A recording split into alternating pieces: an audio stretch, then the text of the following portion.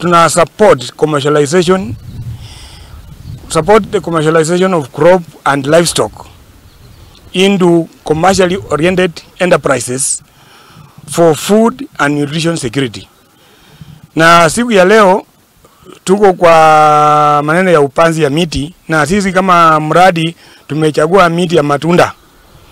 Tumepanda has avocado alafu na mangoes, these grafted mangoes that will boost the nutrition security of our children in this school and even the community around if they will grow into a commercialized level.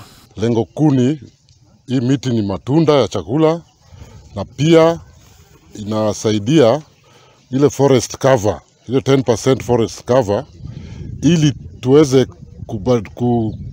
kurekebisha kubadilika kwa hali ya anga, climate change mitigation.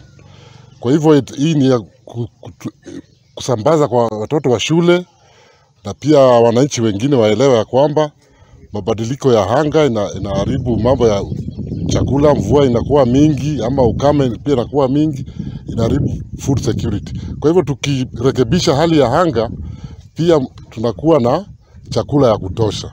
Katika kilimo huwa tunasema ya kwamba kama uko na ekari moja, hakikisha ya kwamba uko na miche ama